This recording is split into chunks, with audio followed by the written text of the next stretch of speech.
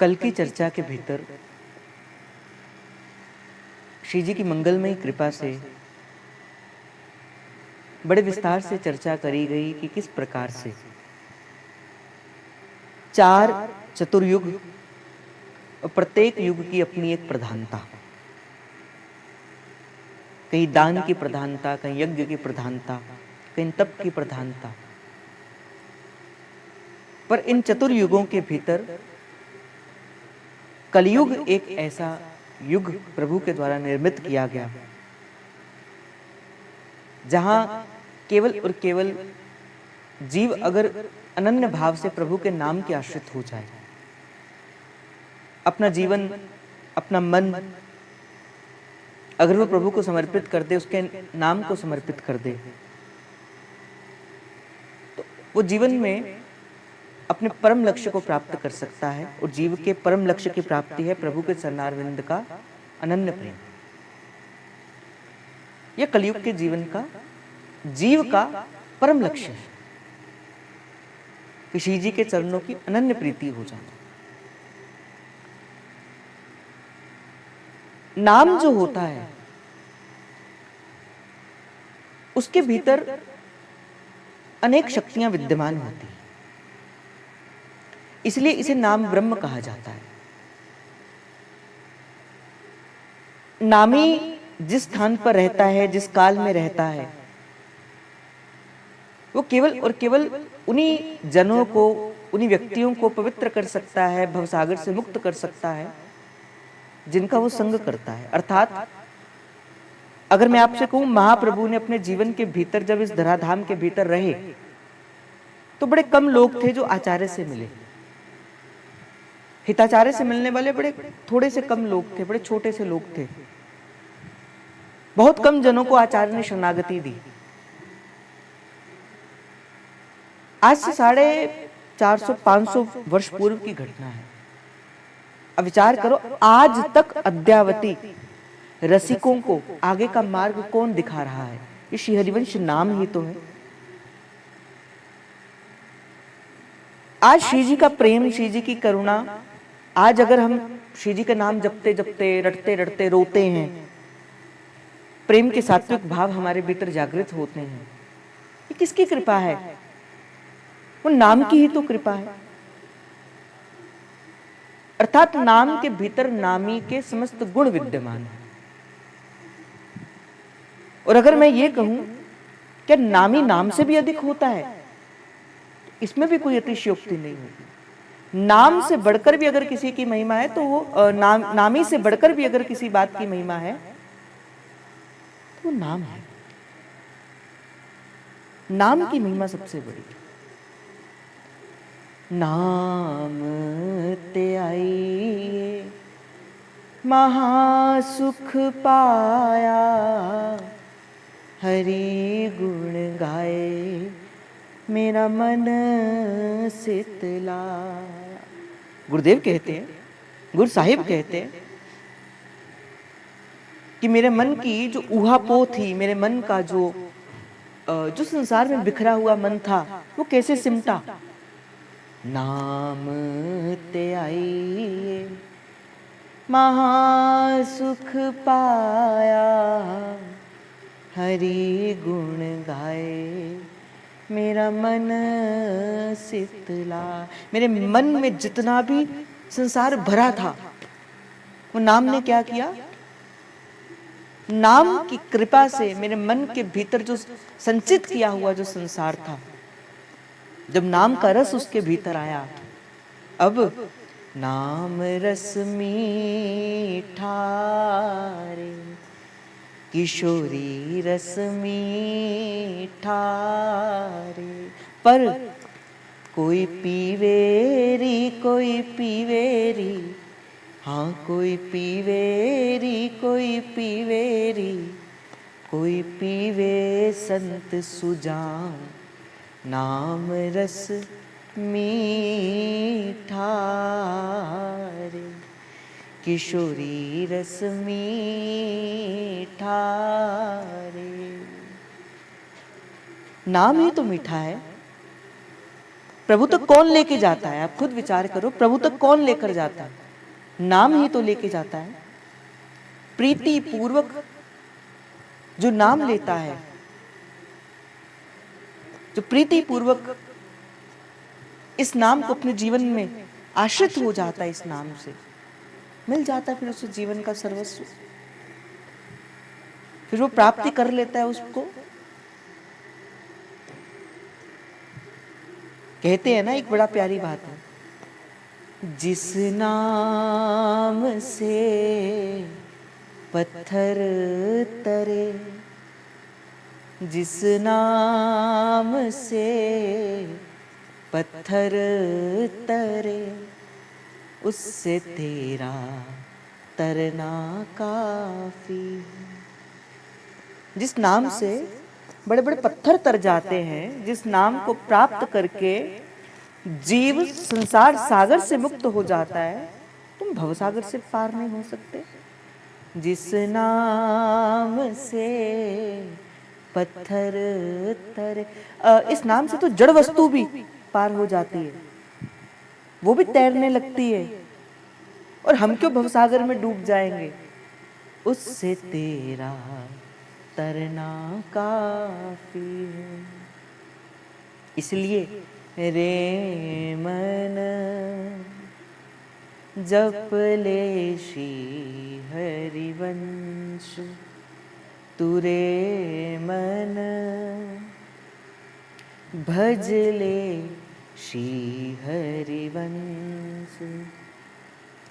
अक्षर में हरि बसत है, अक्षर में हरि बसत है, सब कटे जीव के संश। रे मन तू जप ले श्री हरिवंश। र अक्षर में राधा रानी, र अक्षर में श्री राधा रानी, वो करुणा की अवतार। रे मन जप ले तू करतार, रे मन तू जप ले तू करतार। वह अक्षर वृंदा विपिन है, जो रसिकन प्राणाधार। रे मन जप ले श्री हरिवंश को नाम। स अक्षर विराजे सखियन, स अक्षर विराजे सखियन, जो प्यारी जू को आधार। रे मन कर नाम सो प्यार, रे मन कर नाम सो प्यार। कहते हैं कि जीव के भीतर गुरु और शिष्य का रिश्ता सबसे प्रगाढ़ संबंध होता है।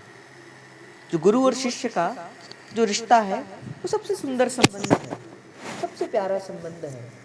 ऐसा कोई संबंध नहीं होता जैसे गुरु का और शिष्य का होता है। सबसे प्यारा, सबसे सुंदर, सबसे मधुर संबंध है। और गुरु और शिष्य के संबंध के मूल में क्या है, आप खुद बताओ। गुरु और शिष्य के संबंध के मूल में क्या है? नाम ही तो है। नाम ही तो देता है गुरु, और क्या देता है? गुरु ने नाम दिया, शिष्य ने नाम जपा, और नाम गुरु की संपत्ति भी थी और नाम शिष्य की भी संपत्ति बन गया। तो इसलिए भाई मुझे तो ऐसा लगता है नाम जपो। कल भी मैंने कहा कि दो मार्ग होते हैं प्रभु को प्राप्ति करने के। दो मार्ग हैं, ज्ञान मार्ग भी है और भक्ति मार्ग भी है। ज्ञान मार्ग के भीतर शास्त्रों को पढ़ा जाता है, वेदों की ऋचाओं का अध्ययन किया जाता है, उसके अनुसार फिर अपने जीवन को जिया जाता है, कर्मकांड किया जाता है। आप खुद विचार करो कि आपकी बुद्धि है इतनी तार्किक कि जो वेद के श्लोक हैं आप उसे समझ पाओ। मुझे तो कई बार हंसी आती है, आप तो श्री राधा सुधा निधि जी के श्लोक नहीं समझ पाते, तो वेद के श्लोक आप कैसे समझोगे? जो सुधा निधि जी नहीं हम समझ पाते, जो हम श्री राधा कृपा कटाक्ष नहीं समझ पाते, वो वेदों की ऋचाओं को कैसे समझ जाएंगे? यद्यपि ये प्रेम के शब्द हैं, कैसे कर लेंगे? हो ही नहीं पाएगा, बड़ा मुश्किल है। ज्ञान मार्ग भी है पर बड़ा कठिन है, बड़ा कठिन है। पर आप खुद विचार करो, जो ज्ञान मार्ग के भी जो पतितन जो व्यक्ति है ना, चाहे वो प्रबोधानंद सरस्वती जी क्यों ना हो, चाहे वो हरिराम जी व्यास क्यों ना हो, चाहे वो शंकराचार्य जी महाराज क्यों ना हो, जितने भी ज्ञान मार्ग के भी जितने भी जन हैं, अंतोगत्वा उन्होंने भी नाम की महिमा को ही गाया, केवल नाम की महिमा को गाया अनन्य भाव से। शंकराचार्य पाद कहते हैं, बोले हरेर नाम हरेर नाम हरेर नामेव केवलम, नाम जपो। यही तो कहा हरिराम व्यास जी ने भी, परम धन राधा नाम आधार, जाहि श्याम मुरली में टेरत, सुमिरत बारंबार, परम धन श्री राधा नाम आधार। इसलिए मैं तो भाई आपको बड़ा सरल सा मार्ग बताने के लिए आया हूं, बड़ा सरल सा मार्ग। चलना ही तो है हमें, प्रभु की प्राप्ति तो करनी है हमें, तो कुछ ऐसा मार्ग बताओ जिससे बड़ी सरलता के साथ प्रभु मिल जाएं। तो सरलता के साथ तो रसिकों ने बस एक ही मार्ग बताया है, श्री हरिवंश नाम को प्रतीति सो ही रट्टी, अनन्य प्रीति के साथ इस नाम पे आश्रित हो जाओ। ये नाम हरि को भी खींचता है, ये नाम शिवप्रिया जी की करुणा को भी जागृत करता है, ये नाम वृंदावन का अखंड वास भी करवाता है, और इस नाम की कृपा से सहचरी वपु भी प्राप्त होता है। इसलिए एक निष्ठ होकर क्या करना है जीव, तूने इस नाम को लेना है। यही तो कहा जब श्री जी ने श्री दुर्दास जी महाराज पर कृपा करके अपने चरणों को मस्तक पर पधराया, जब दुर्दास जी महाराज को लीला का दर्शन हुआ, और जब लीला का दर्शन करने के बाद जब दुर्दास जी महाराज अपनी वाणी की लेखनी प्रारंभ करते हैं, जब कलम उठाते हैं। अच्छा, आपको कितने ऐसे जन हैं जिन्होंने 42 लीला पढ़ी है? कितने ऐसे जन हैं जो पढ़ते हैं या पढ़ी है? हाथ खड़ा करके बताओ, पढ़ी है ना? अच्छा, मुझे आपको पता है कि पहली लीला कौन सी है? पहली लीला कौन सी है? 42 लीला के भीतर पहली लीला कौन सी है बताओ? बिना देखे बताना भाई।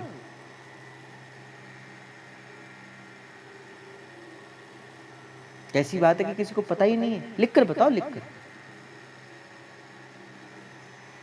किसी को नहीं पता?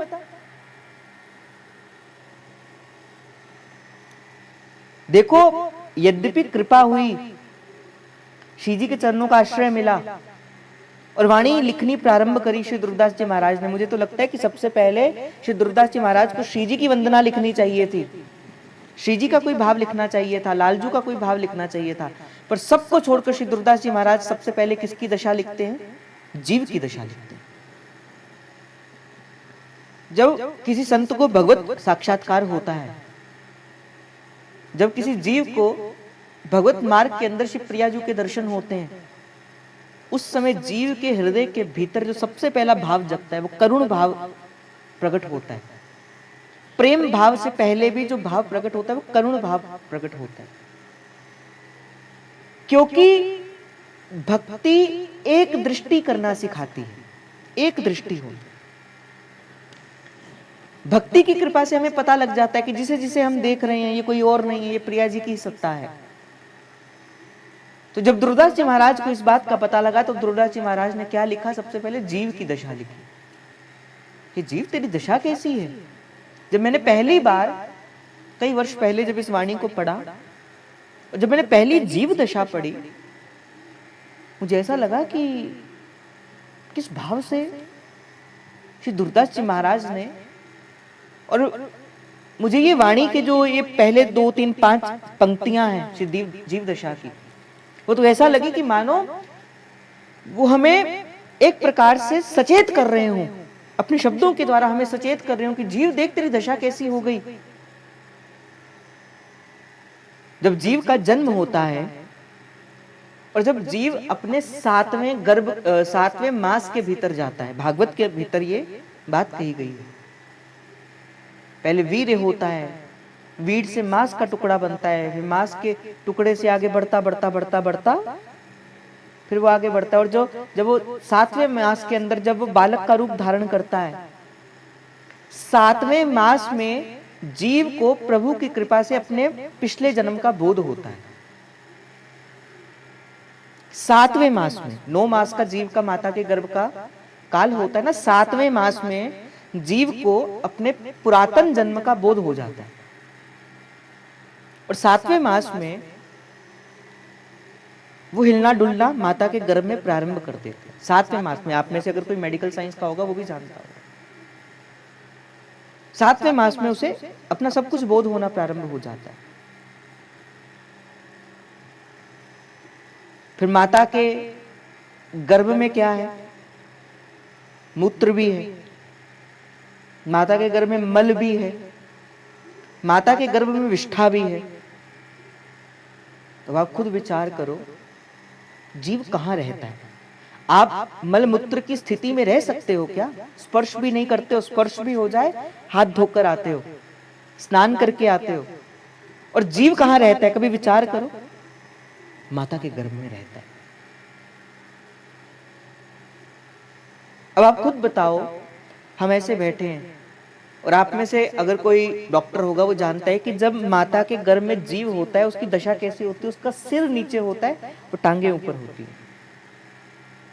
देखा होगा आपने, सिर नीचे की ओर होता है। अब उस स्थिति में उसका क्या हाल होता होगा? अब तीसरी मैं आपको एक और बात बताता हूं। अब बालक जब उसका नया नया जन्म होता है, तब बालक की जो शरीर होता है वो कितना सुकोमल सा होता है। आप उसको ऐसे जोर से दबा भी नहीं सकते, इतना कोमल एक बच्चे का, एक बालक का शरीर होता है। माता खट्टा भी खाती है, माता नमक भी खाती है, माता मिर्ची भी खाती है, और वो भी उसको लग रहा है, वो भी उसको कष्ट हो रहा है, और उसको पिछले जन्म का बोध भी है कि मैंने कौन कौन से पाप किए थे जिस कारण मुझे ये नरक मिल रहा है। संतों ने तो माता के गर्भ को कौन सा नरक कहा है? बताओ, आप में से अगर किसी को पता है, माता के गर्भवास को नरकवास कहा गया, और माता के गर्भ को क्या कहा गया? बोले कुंभी पाक नरक। क्या नाम है इस नरक का? कुंभी पाक नरक। अब हम देखो किस नरक से होकर गुजरे हैं। अब वो 7, 8 और 9, वो 3 महीने आपको उसी नरक में रहना है, क्योंकि आपको पता है, आपको सचेत भी है, आप सब देख भी रहे हो, आप सब कुछ कर भी रहे हैं। अब तो बड़ी विचित्र सी दशा हो गई। फिर उस समय जीव गर्भ में बैठा बैठा प्रभु से स्तुति करता है, प्रभु एक बार मुझे बाहर निकाल दीजिए, एक बार कृपा कर दीजिए प्रभु, मैं आपके नाम का भजन करूंगा, मैं आपके नाम का साधन करूंगा, सेवा करूंगा, सुमिरण करूंगा, सत्संग करूंगा प्रभु मैं। प्रभु कहते देख ले, भूलना मत। नहीं नहीं प्रभु मैं वचन देता हूं, प्रभु मैं वचन देता हूं, नहीं नहीं आप मुझे एक बार इस नरक से बाहर निकाल दीजिए, मैं वचन देता हूं, आप मुझ पर कृपा कर दीजिए। बड़े अनुनय विनय करके वो प्रभु से कहते हैं, प्रभु किसी प्रकार ही मुझे बाहर निकाल दी। प्रभु कृपा करते हैं, जीव का जन्म होता है, और कहते हैं कि जब माता के गर्भ से बाहर निकलता है जीव, तो उसे इतना दर्द होता है, इतना कष्ट होता है उस जीव को, कि वो उस दर्द में, उस कष्ट में वो भूल जाता है कि उसने प्रभु से क्या कॉल किया था, उसने प्रभु से क्या मांगा था, क्या कहा था कि प्रभु मैं संसार में जाके क्या करूंगा। फिर जैसे ही संसार में आता है माया की पवन उसको लग जाती है। यही तो कहा था जब सुखदेव जी महाराज माता के गर्भ में थे और व्यास जी ने कहा कि कई मास हो गए, अब बाहर क्यों नहीं निकल रहे। कहा बाहर कैसे निकलूं, बाहर निकलते ही तो मुझे माया स्पर्श कर जाएगी और स्पर्श की हुई माया मुझे प्रभु से विमुख कर देगी, मैं कैसे बाहर चले जाऊं। तो प्रभु ने कहा कि नहीं नहीं सुखदेव, तुम माता के गर्भ से बाहर निकल जाओ, मेरी माया तुझे नहीं व्यापेगी। किसको माया नहीं व्यापती है? आपको पता है कि नहीं पता, किंतु जो सुखदेव जी महाराज अब सदा नाम में रमण करते हुए रहते हैं, राधा कृष्ण राधा कृष्ण राधा कृष्ण राधा कृष्ण। सदा सुखदेव जी महाराज क्या करते हैं, इसी नाम के रटन में लगे रहते हैं। यहां से हमें एक संकेत प्राप्त होता है, एक संकेत मिलता है। जो नाम के आश्रित जन है, जिसने अपने जीवन के भीतर नाम को अपने जीवन में धारण करके रखा है, उसके जीवन के भीतर प्रभु की माया फिर उसे मार्ग से गिरा नहीं सकती, उसे मार्ग से हटा नहीं सकती। इसलिए क्या करना है, प्रभु के नाम के आश्रित होना, प्रभु के नाम को अपने जीवन में धारण करना, नाम को अपने जीवन के भीतर लेकर। यही तो कहा था कि सुखदेव जी आपको नहीं व्यापेगी मेरी माया।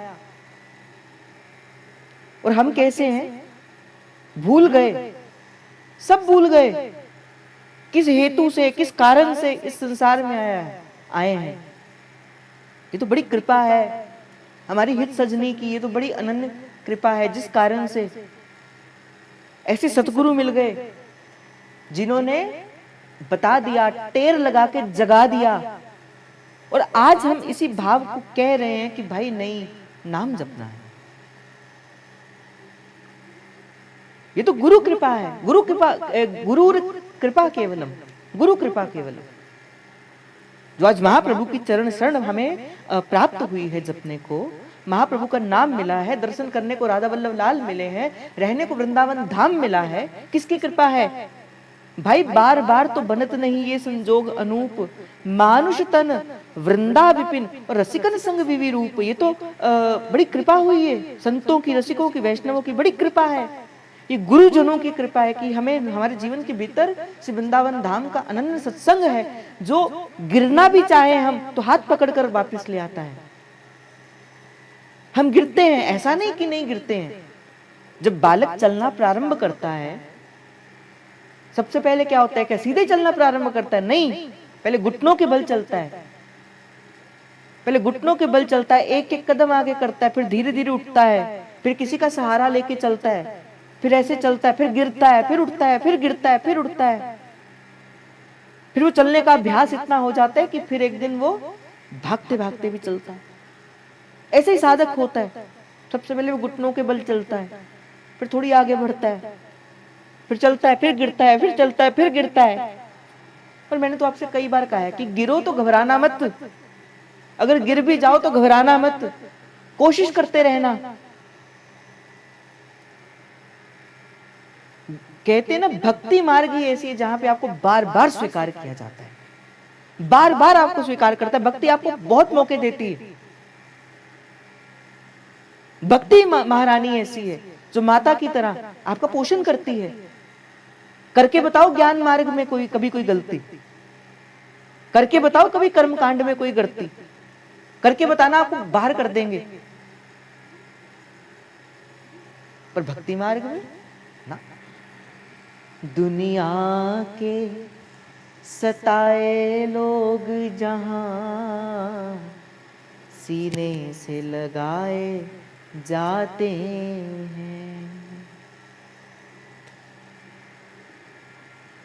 मेरे ठाकुर को रहती है मेरी हर बात की चिंता, हमारे साथ है रघुनाथ तो किस बात की चिंता, शरण में रख दिया जब माथ तो किस बात की चिंता।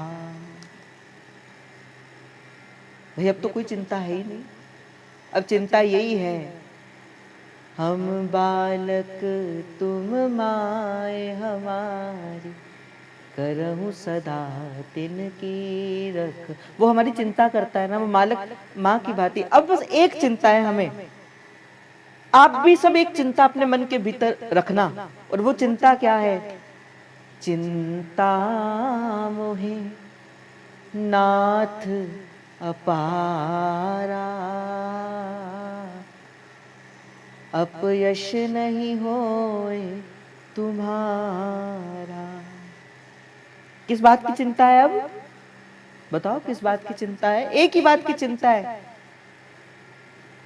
कि चिंता मोहे नाथ अपारा, अपयश नहीं होए तुम्हारा।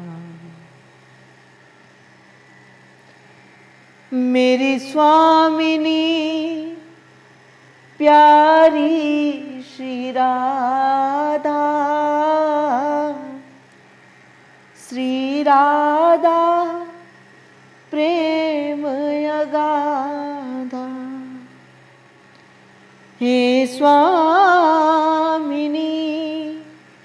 प्यारी श्री राधा, जय राधा प्रेम अगाधा। तो यही बार बार करनी, क्या चिंता करनी? यही चिंता है। हम संसार की चिंता करते हैं, सब संसार की चिंता करते हैं, पर संसार की चिंता नहीं करनी। चिंता तो ये करनी है कि मुझसे कभी कोई ऐसा कार्य ना बन जाए, मेरे से कोई ऐसा कृत्य ना हो जाए कि चिंता मोहे नाथ अपारा, अपयश नहीं होए तुम्हारा। आपका अपयश ना हो, कहीं मेरी वजह से मेरे गुरु के ऊपर कोई आक्षेप ना कर दे। बस इस बात की हमें चिंता करनी है कि उसे अपने नेत्र नीचे ना करने पड़े। हो मेरे स्वामिनी प्यारी श्री राधा, जय राधा प्रेम अगाधा। तो मैं आपसे ये निवेदन कर रहा था, क्या निवेदन कर रहा था? कि कलयुग में नाम ही है जो जीव के जीवन के बंधन से मुक्त करके उसे भगवत प्राप्ति करा सकता है। हमारे माई श्यामा जुकुरा, हमारे माई श्यामा जुकुरा। जिसे कहते हैं ना, अपने मन को बार बार कहा करो। क्या कहना है? राख मन भरोसो तोहे पोषी है श्री राधा। अपने मन से कहना बार बार, तुझे ये राधा नाम जो है ना, वो तेरा पोषण करेगा, वो तेरा पोषण करेगा, वो तुझे इस भवसागर से पार लेकर जाएगा। भाई मेरे पास तो आप कहते हैं ना, जब खांड का जो खांड होती है, जो चीनी होती है या मिश्री होती है, आप उसको किसी भी ओर से चख लो, वो कैसी मिलेगी? मीठी मिलेगी। ऊपर से चखो, नीचे से चखो, दाएं से चखो, बाएं से चखो, चाहे कहीं से भी चख लो, क्या मिलेगा? मीठा ही मिलेगा। उसी प्रकार ही आप यहां आते हो, मैं कोई भी बात करूं, पर आज आकर कहते हैं ना, जो संकेत है वो एक ही आएगा, केवाणी हरिवंश की, के हरिवंश ही नाम। के वाणी हरिवंश की, के हरिवंश ही नाम। के वाणी हरिवंश, के हरिवंश ही। इसलिए नाम पर आश्रित होते हैं, और जो जीव नाम के आश्रित हो जाते हैं, आप पूरे दिन विचार करोगे ना कि मुझे आज नाम के पास रहना है, पूरा दिन विचार करोगे कि आज मुझे पूरा दिन नाम जप करना है, तब कहीं जाकर थोड़ा सा नाम जप होता है, तब कहीं जाकर। करके देख लेना, ये करके देखना भाई, मुझसे मत पूछना, इस चीज को करके देखना। कि जिस दिन सारा दिन विचार करोगे कि नहीं नहीं, आज तो मुझे सारा दिन नाम ही जपना है, राधा राधा राधा राधा करूंगा आज मैं, आज मुझे इतनी माला करनी है, आज मैं इतना करूंगा, नहीं कर पाओगे, कोई नहीं पाएगा। क्यों नहीं होता है? किस कारण से नहीं होता? कभी विचार किया? ये प्रभु की माया है जो हमसे नाम नहीं जपने देती। नहीं तो नाम जपना कितना सरल है, जपो राधा श्री राधा श्री राधा, यही तो करना है।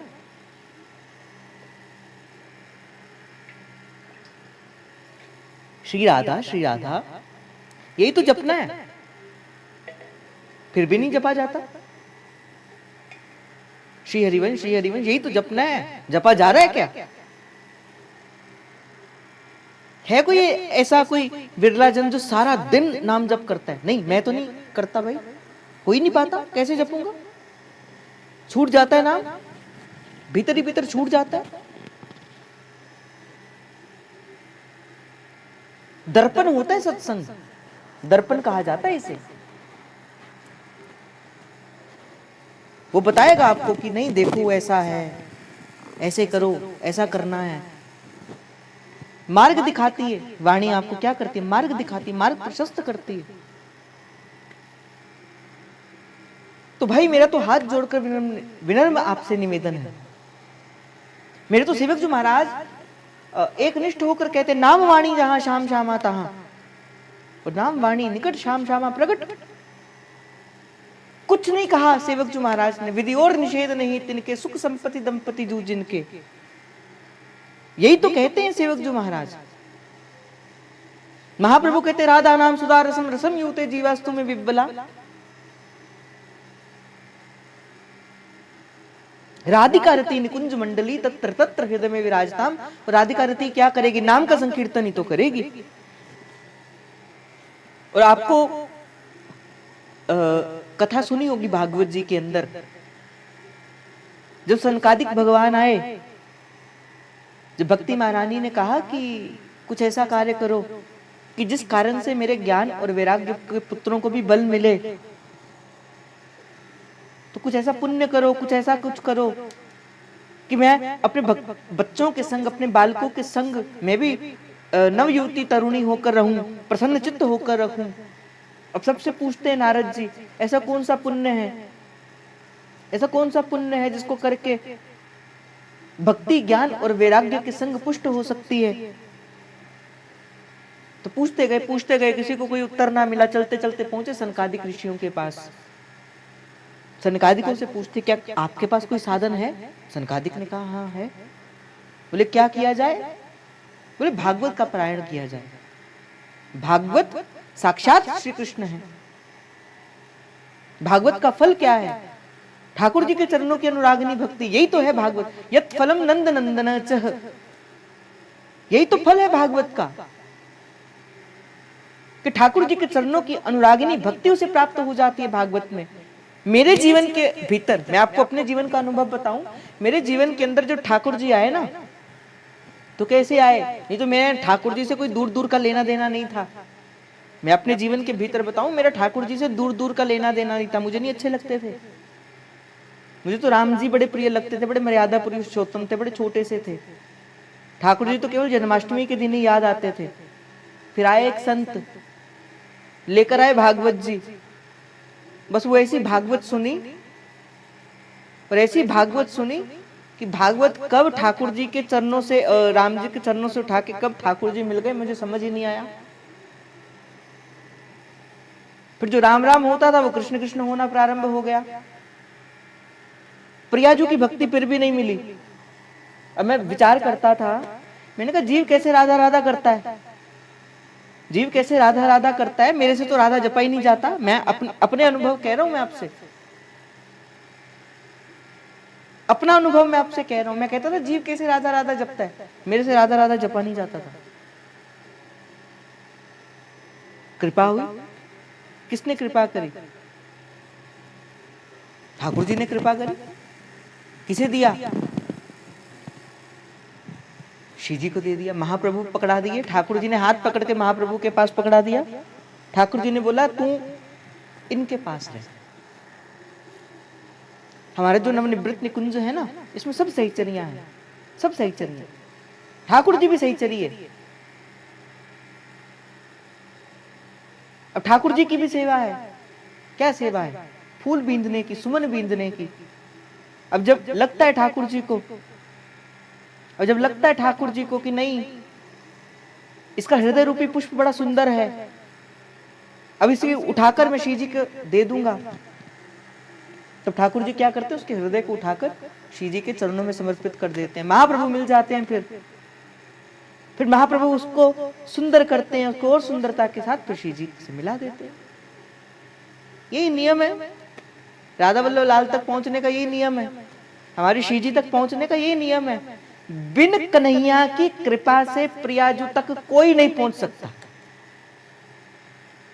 हमारे महाप्रभु ने सुधा निधि जी के भीतर कहीं श्री लालजू को छोटा नहीं बताया, लालजू को कहीं छोटा नहीं बताया। जहां पे श्री जी के भाव को प्रकट करते हैं, साथ साथ में लालजू की भी वंदना करते हैं। ये आचार्य की शब्द की, आचार्य की लेखनी है। अगर कहते हैं कि यो ब्रह्म रुद्र शुक नारद भीष्म मुख्य रालक्षितो न सहसा पुरुषस्य तस्य, ये किसके बारे में कहा? दो पंक्तियां लालजू के बारे में कहा। फिर कहते सद्यो वशी कर्ण चून मनंत शक्ति तमराधिका चरण रेणु मनुस्मरामी, कि वो ठाकुर जी श्री जी के चरणों में लुंठित रहते हैं, पर बार बार पहले क्या कहते हैं? बोले यो ब्रह्म रुद्र शुक नारद, बोले उनके पास भी नहीं मिलते। फिर कहते वो श्री जी के चरणों में तम वशीकरण चून मनंत शक्ति तम राधिका चरण रेणु मनुस्मरामी, तब लुठितम शरणम अशिखंड मोलम। क्या है? भक्ति है। ये है हमारे लालजू। प्रेम में जो प्रियतम की सबसे प्रिय वस्तु होती है ना, उससे भी प्रेम होता है। हमारा प्रेम है श्री जी, और श्री जी का सबसे अधिक प्रेम है लालजू के साथ। इसीलिए लालजू हमें भी बहुत प्रिय है। कन्हैया की कृपा और बिन श्री जी मिल जावे हो ही नहीं सकता, और लालजू तो हमें हृदय से प्रिय है। इन्हीं की कृपा से ही तो श्री जी मिली। कन्हैया तो थे,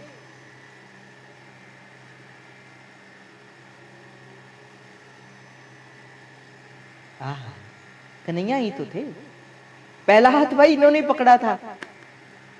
अच्छा मुझे ये बताओ, देखो अनुभव प्राप्त आप भी बड़े बड़े बड़े महात्मा लोग हो यहाँ पे बैठे हुए, किस किस का हाथ पहले कन्हैया ने पकड़ा था? बताओ। बड़े बड़े महात्मा बैठे हैं यहाँ पे, बताओ किस किस का हाथ पकड़ा था पहले कन्हैया ने?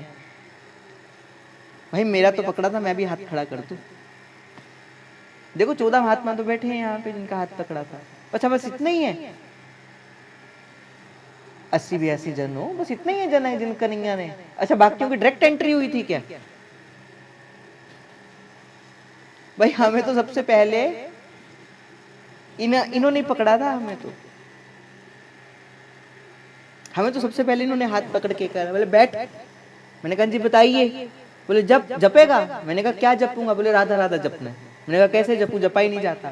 बोले वो बात छोड़ दे, अब मैं तुम्हें जिसके द्वार के भीतर भेजूंगा ना, वो तो रसना कटऊं जो अन रटऊं, निरखणु फुटो नैन और श्रवण फुटो जो अन सुनो, बिनु राधा यश बैन। अब मैं जिसके द्वार पर तुम्हें भेजूंगा ना, वो तो यही कहेंगे रसना कटऊं जो अन रटऊं। वंशी क्या गाती है? वंशी तो गाती राधा राधा है। कन्हैया ने बोला अच्छा तेरी एडमिशन में एक स्कूल में करता हूं। बोले कौन सा स्कूल है? बोले हरिवंश स्कूल है, श्री हरिवंश स्कूल है। और फिर महाप्रभु आए। महाप्रभु आकर कहते बेटे क्या जपेगा? मैंने कहा जो आप जपाओगे वो जपेंगे। तो महाप्रभु ने बोला अच्छा प्रेम से राधा राधा जपना। तो बस ऐसे ही चली ये चीजें। तो कन्हैया ही है। इसीलिए भाई क्यों कहा जाता है कृष्णम वंदे जगत गुरु? गुरु का कार्य क्या होता है? शिष्य के हाथ को पकड़कर प्रभु के हाथ तक लेके जाना, यही तो गुरु का कार्य है। अब कन्हैया एक हाथ आपका पकड़ते हैं, दूसरा हाथ हमारी किशोरी जी का पकड़ते हैं, और फिर दोनों को पकड़ा कर कहते हैं, बोले हो गया तुम्हारा रोका, अब तुम उनके वो तुम्हारे। अब श्याम श्यामा सदा हमको प्यारे रहे, हम इन्हीं के रहे ये हमारे रहे। और अगर आपको प्रेम की दशा देखनी हो ना, अच्छा आप में से मुझे ये बताओ, जगन्नाथ जी का दर्शन किस किसने किया है? उस स्वरूप का दर्शन, जरूरी नहीं आप जगन्नाथ जी गए हैं, पर जगन्नाथ जी के प्रेम का दर्शन तो किया ही होगा, जगन्नाथ जी के स्वरूप का। और मुझे ऐसा लगता है जगन्नाथ जी से बड़ा प्रेमी कोई नहीं। अब किसी को पता है जगन्नाथ जी का ये स्वरूप कैसे बना था? पता है किसी को जगन्नाथ जी का ये स्वरूप?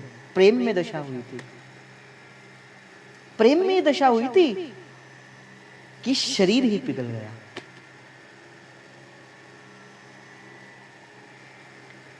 जय जगन्नाथ जय जगन्नाथ, जय जगन्नाथ स्वामी जय जगन्नाथ, जय जगन्नाथ जय जगन्नाथ, जय जगन्नाथ स्वामी जय जगन्नाथ। जय सुभद्रा जय सुभद्रा, जय सुभद्रा जय सुभद्रा, जय सुभद्रा जय सुभद्रा, जय सुभद्रा जय सुभद्रा। जयो बलराम जयो बलराम, जयो बलराम जय जयो बलराम, जयो बलराम जयो बलराम, जयो बलराम जयो जयो बलराम। जगन्नाथ स्वामी नयन पथगामी, नयन पथगामी भवतु मे। जगन्नाथ स्वामी नयन पथगामी, नयन पथगामी भवतु मे। जय जगन्नाथ जय जगन्नाथ, जय जगन्नाथ स्वामी जय जगन्नाथ, जय जगन्नाथ जय जगन्नाथ, जय जगन्नाथ स्वामी जय जगन्नाथ। जय सुभद्रा जय सुभद्रा, जय सुभद्रा जय जय सुभद्रा। यही है भक्ति कि जब ब्रज की विरहा का पता लगा, किशोरी जी की विरहा का पता लगा ना, सहन ना कर पाए, ना कर पाए सहन। यही तो है प्रेम के बंधन में बंध जाना, प्रेम के बंधन में बंध जाना किसे कहते? इसे ही तो कहते हैं, बंध जाते हैं कन्हैया प्रेम के बंधन में। पर हो कोई ऐसा बंधन में बांधने वाला, कोई इनको हो कोई इसको इनको पकड़ने वाला? भाई मेरे जीवन के अंदर तो यही है, कृष्णम वंदे जगत गुरु। हमारा तो यही है, कन्हैया तुम्हें एक नजर देखना है, जिधर तुम छिपे हो, जिधर तुम छिपे हो उधर देखना है। कन्हैया तुम्हें एक नजर देखना है, कन्हैया तुम्हें एक नजर देखना है। अगर तुम हो दीनों के आहों के आशिक, अगर तुम हो दीनों के आहों के आशिक, तो आहों का अपनी, तो आहों का अपनी असर देखना है। और सभी मन ही मन जाकर क्या कहेंगे, कन्हैया तुम्हें एक नजर देखना है, कन्हैया तुम्हें एक नजर देखना है। एक बार क्या हुआ, श्री जीव गोस्वामी जी के पास वृंदावन के भीतर बैठे थे। अब क्या हुआ, कन्हैया कन्हैया पुकारा करेंगे, लताओं में ब्रज के गुजारा करेंगे। अब जीव गोस्वामी पाद हरे कृष्ण कृष्ण कृष्ण हरे हरे, हरे राम राम राम हरे हरे, इस मंत्र का जप करने लगे। खूब मंत्र का जप किया, खूब मंत्र जपा। अब जीव गोस्वामी पाद के सन्मुख कौन प्रकट हो गए, श्री कृष्ण साक्षात स्वरूप में प्रकट हो गए। अब तरीका तो ये बनता है, कन्हैया आए हैं तो प्रसन्न होना चाहिए, क्योंकि नाम की कृपा से नाम ही तो आता ही आता है, इसमें कोई अतिशयोक्ति नहीं है। नाम की कृपा से नाम ही प्रकट होगा ही होगा। वो कब होगा, जब उनको रुचे वो तब होगा। अब कन्हैया प्रकट हो गए, कन्हैया आगे सन्मुख। अब जीव गोस्वामी पाद प्रसन्न नहीं हुए, यद्यपि प्रसन्न होना चाहिए था, अपना आराध्य देव सन्मुख खड़े हैं। कहते प्रभु देखो कितनी प्यारी बात कही रसिकों ने। जो वृंदावन के रसिक है ना, जो वृंदावन के रसिक है, वो कन्हैया को कभी अकेले नहीं चाहते, कभी अकेले नहीं मांगा। कहा प्रभु ये 2 क्षण ही सही आप मेरे सन्मुख खड़े हुए हैं, 2 क्षण ही आप मेरे पास खड़े हैं, मेरी किशोरी जी को कितनी विरह का अनुभव हो रहा होगा। आप कृपा करिए, मैं हाथ जोड़कर आपका निवेदन करता हूं, आप मेरे किशोरी जी के पास चले जाइए। कौन कह रहे, जीव गोस्वामी पाद कह रहे हैं। मैं जब उस रसिकों की उस भाव भावना का दर्शन करता हूं, जब मैं पढ़ता हूं इसको, मैं कहता हूं कैसा एक रसिक हृदय होता है कि कन्हैया से कह रहे हैं आप चले जाओ, हमारी किशोरी जी को कष्ट हो रहा होगा, हमारी किशोरी जी को इस भाव का हो रहा होगा, आप कैसे यहां पे आए हैं। तो जीव गोस्वामी पाद ने कहा, और जैसे ये कहा उसी समय ही किशोरी जी ने अपना मुख श्री कन्हैया के पीछे से निकाल कर कहते, देख देखो मैं आ गई मैं, और युगल स्वरूप में दर्शन दिए, युगल स्वरूप में। ये है प्रेम, ये जो ब्रज का प्रेम है ये ऐसा ही है। क्यों रसिकों ने कहते हैं, जो कृष्ण ब्रज सीमा से तजहूं बार जावे, सो कृष्ण ना मानी है। बोले जो ब्रज की सीमा से जो बाहर चले जाए हम उनको नहीं मानते। क्यों, ब्रज के रसिकों ने द्वारिकाधीश का दर्शन करने से अस्वीकार कर लिया, मथुरा नरेश का दर्शन करने से अस्वीकार कर दिया। जो पुराने रसिक है ना, अब तो नहीं दर्शन होता, पर जो पुराने रसिक हैं, मैं श्री जी की कृपा से 1-2 ऐसे संतों से मिला हूं, जो ब्रज की उस लीला को छोड़कर मथुरा तक नहीं जाते। अब उनसे कोई पूछे आप क्यों नहीं जाते, गोपी भाव है। ये मुझे किसी संत ने कथा सुनाई थी। कहा एक बाबा नित्य प्रति बिहारी जी के मंदिर के बाहर आता, अच्छे घर से था, बिहारी जी के मंदिर के बाहर नित्य प्रति आता, और किसी से कुछ लेता नहीं, किसी से कुछ मांगता नहीं, बस जो कोई आता उनको देखता रहता, जो कोई आता उनको देखते रहते। एक दिन उस संत ने पूछ लिया, मैं नित्य प्रति देखता हूं आप आते हो, द्वार पर खड़े हो जाते हो, ना किसी से कुछ मांगते हो, ना किसी से कुछ लेते हो, ना कुछ देते हो, बस एक टक लगाए हुए देखते रहते हो, देखते रहते हो, क्या है। तो रसिक हृदय क्या, कोई पुरानी बात नहीं है, अभी भी शायद होंगे ऐसे संत, और ये जिनकी मैं घटना बता रहा हूं वो अभी भी प्रकट स्वरूप में विराजमान है।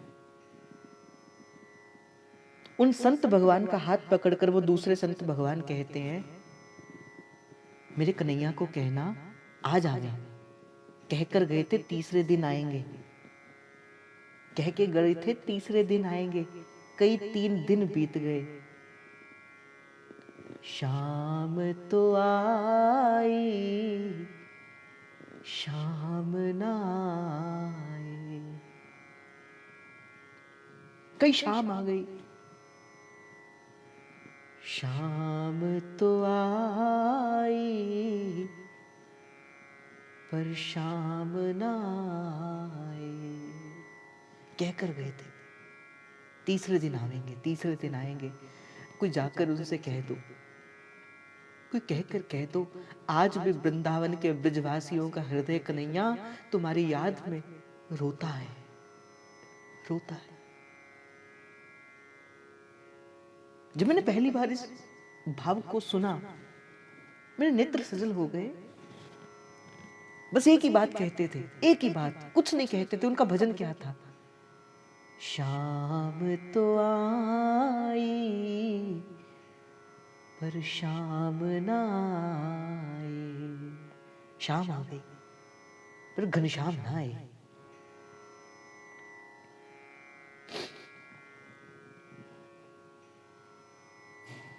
गोपियां प्रेम की ध्वजा जिन कियो गोपाल अपने बस सिर उर भुजा। चाहती तो गोपियां मथुरा दूर नहीं था। नित्य प्रति गोपी सिर पर वो माखन की मटकी लेकर, दूध की मटकी लेकर पहले से वृंदावन से श्री मथुरा के भीतर दूध बेचने के लिए जाया करती थी। कन्हैया गए और गोपियों से कहते, गोपियों बाहर मत जाना, इस ब्रज की इस परिधि को छोड़कर मत जाना, इस ब्रज की सीमा से त्याग करके, इस वृंदावन की सीमा को त्याग करके मेरे पीछे मत आना। और जो गोपियां नित्य प्रति श्री मथुरा के भीतर उस दधि मंथन को करने के लिए जाया करती थी, दूध दही बेचने के लिए जाया करती थी, ताउम्र वियोग सा, किंतु प्रेम के उस बंधन को स्वीकार करके सा। जो प्रेम का बंधन होता है, बड़ा कष्ट होता है इसमें, पर जो सह जाता है फिर उसे प्रेम प्रभु की प्राप्ति होती है। मैंने कहा ना, प्रेम कभी स्वतंत्र होता ही नहीं। कैसे होगा प्रेम स्वतंत्र? परतंत्र है अपने प्रेमास्पद के प्रति, उसके हाथ से बिका है।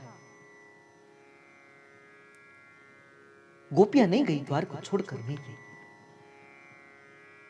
अब कोई उनसे पूछता था क्यों नहीं जाती हूं, बोले मेरे कन्हैया ने कहा था कि तीसरे दिन आएंगे। बस ये उनके आने का जो भरोसा है, ये जो उनके आने का जो शब्द था, हाँ, कि वो आएंगे, हरि आएंगे और आकर हृदय लगाएंगे। तू आशा रख पगली, वो आएंगे। तू धीरज धर पगली, वो आएंगे।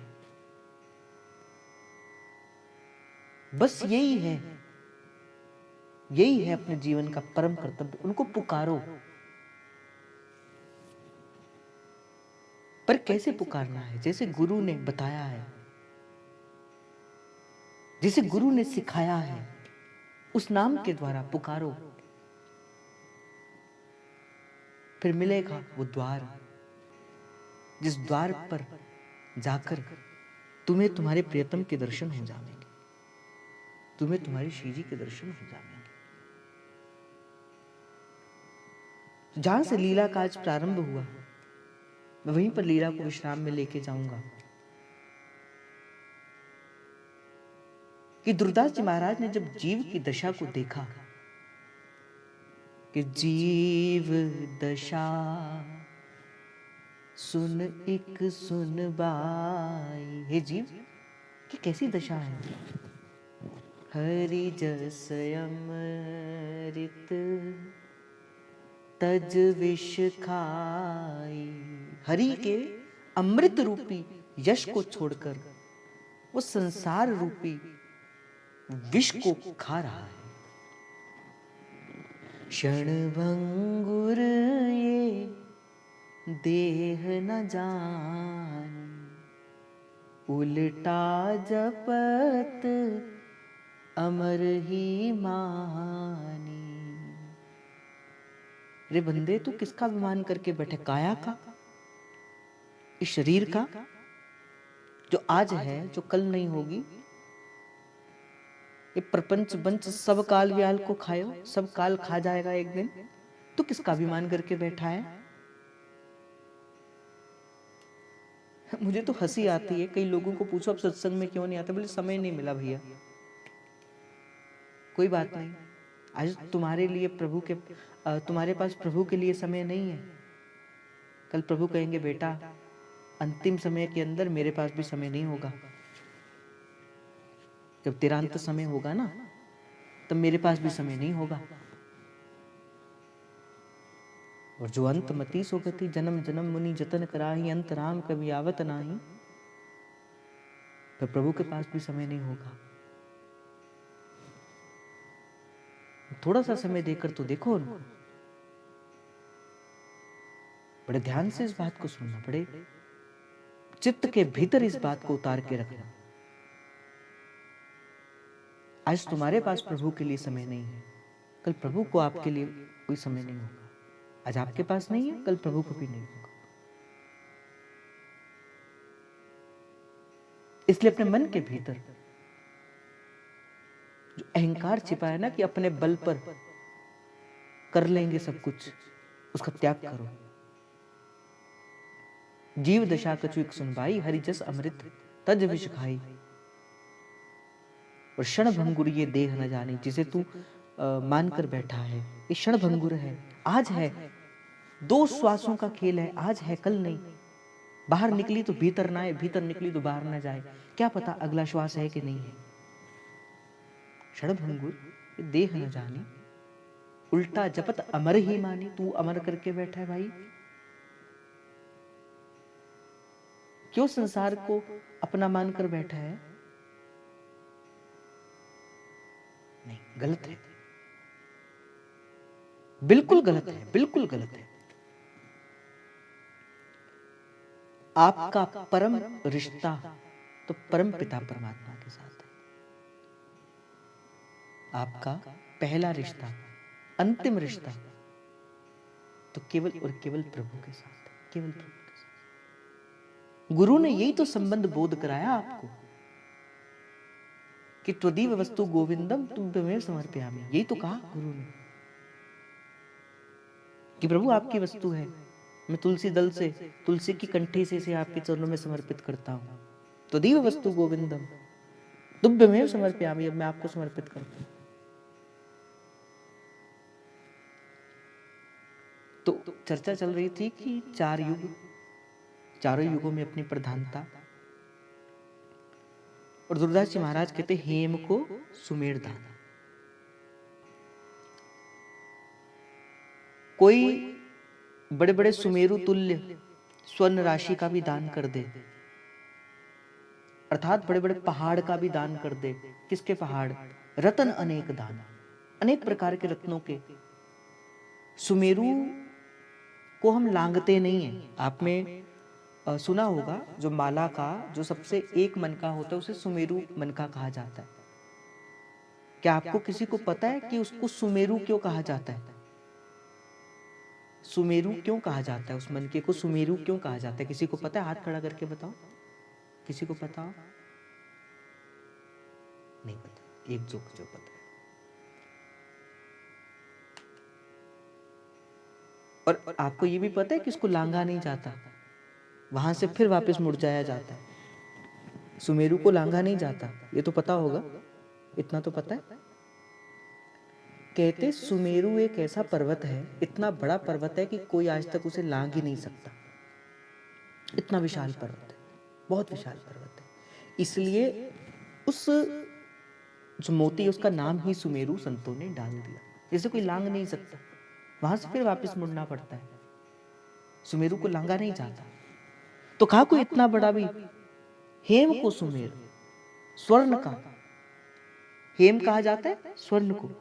स्वर्ण राशि का कोई इतना भी दान कर दे और इतने बड़े बड़े रत्नों का भी कोई दान कर दे, गजदान, गज अर्थात हाथी घोड़े। अन्नदान, कोई अन्नदान भी करे, कोई भूमि का दान भी कर दे। अभी तो भाई हम ढूंढ रहे हैं कोई भूमि का दान ही कर दे वृंदावन में कोई भूमि का दान ही कर दे। गज दान, अन्न दान, भूमि दान करी है। वो कहते मोतिन को तुला धान, कोई अपना जितना वजन है उतना मोतियों से भरकर कोई तुला धान भी कर दे। मकर प्रयाग नहान, कोई मकर प्रयाग के भीतर कोई नहाने का वो कोई दे भी दे आपको, कोई उसका फल भी दे दे। ग्रहण में काशी दान, कोई काशी के भीतर जाए, ग्रहण काल के भीतर वहां पे दान करे, उससे क्या होगा? चित्त की शुद्धि हो सकती है। सेज दान, कन्यादान, कुरुक्षेत्र गौ दान, वहां पे जाकर कोई गौ का दान भी कर दे। पर कहती इतने में पापी हूं को नेक हूं ना डरे ही, प्रभु इतने में भी नहीं देखते।